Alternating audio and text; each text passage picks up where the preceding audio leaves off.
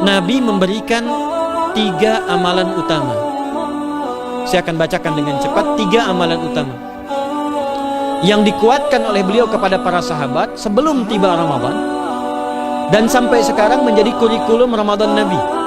Jadi kalau ibu bapak ingin mengeluarkan kurikulum Ramadan Nabi, nanti bikin agenda saat Ramadan ya, supaya nggak pusing nanti. Kalau masuk hari pertama apa yang dikerjakan, hari kedua apa yang dikerjakan, subuh apa, siang apa, sore apa.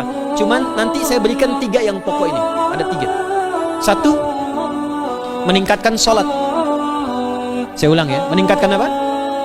Sholat. Kalau meningkat secara singkatnya berarti bertambah dari yang sekedar fardu, tambah dengan apa? Sunnah. Maka dari sekarang keluarkan semua jenis sholat-sholat sunnah. Keluarkan dari sekarang apa saja, siang dan malamnya. Yang rawatib ada berapa rawatib? Rawatib 12. Ya, rawatib itu yang melekat dengan sholat fardu dan menentukan untuk memperbaiki sholat fardu. Menambah, jadi kalau kurang khusyuk ditambah dengan sunnahnya disebut rawatib. Bisa sebelum, bisa setelah sholat fardu. Ada 12 dari hadis Nabi SAW. Man shalla isnatai asyrata raka'atan, siapa yang sholat 12 rakaat fi yaumin wa lailatin, yang mengiringi sholat fardu siang dan malam, ya bunyalahu bihinna baitun fil jannah, maka akan dibangunkan baginya satu rumah di surga kalau konsisten menunaikan 12 itu sampai meninggal dunia. Sahabat yang mendengar itu mengatakan kompak semuanya, sejak mendengar hadis itu kami usahakan istiqomah sampai meninggal tidak meninggalkannya.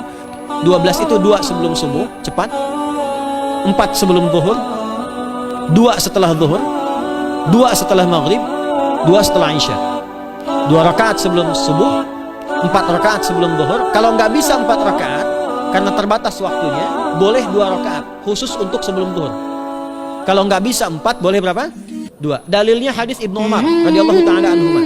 Kata beliau, hafidtu asfa rakaatin, saya hafal 10 rakaat dari Nabi sallallahu alaihi wasallam salat sunnah. Maka menyebutkan sebelum zuhur 2 rakaat.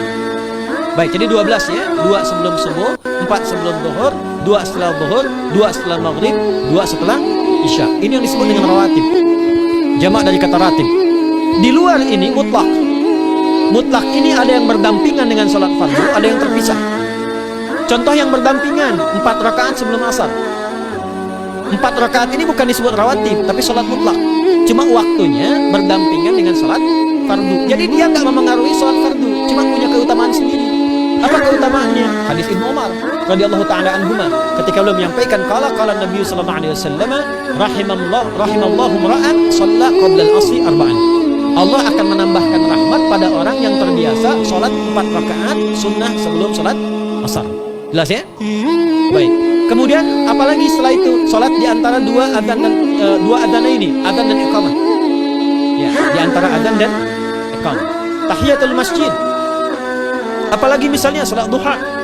Nanti ke malamnya silahkan tahajud, tingkatkan tarawihnya sampai ditutup dengan witir.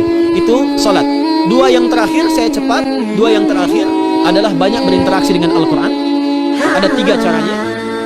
1, banyak membaca. Itu namanya qiraah.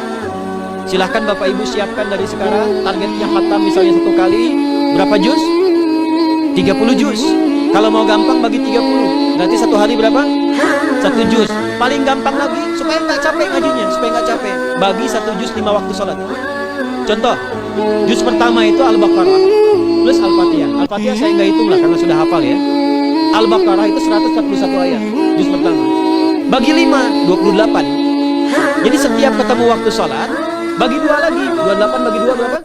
14. Sebelum sholat baca 14 ayat, setelah sholat baca 14 ayat. Itu 14 ayat tuh paling-paling gak nyampe 5 menit Bu Pak. Kalau investasi 10 menit setiap waktu sholat, bagi 2 kita baca 14 ayat, itu insya Allah selesai Ramadan khatam Quran. Itu udah rumus. Ya, tidak cukup dengan amin, siapkan dari sekarang. Ya. Ya. Kemudian mengkaji, kajian, tilawah. Itu tilawahnya di hadis Muslim pahalanya banyak. Amalan terakhir infak. Ya, hadisnya dari Ibnu Abbas, Ibnu Abbas radhiyallahu taala anhuma, qala, ya, beliau mengatakan kana Nabi sallallahu alaihi wasallam ajwadan nas wa ajwadu ma yakunu fi Ramadan. Adalah Nabi sallallahu alaihi wasallam itu orang yang sangat luar biasa dermawan dan lembut. Dan bertambah dermawan lagi ketika tiba Ramadan. Apa yang dilakukan Nabi? Mensupport sahabat, siapapun yang punya anggaran untuk infak disiapkan sebelum Ramadan. Saya kira itu yang bisa saya sampaikan. Sampai dengan batas waktu yang diberikan, semoga bermanfaat.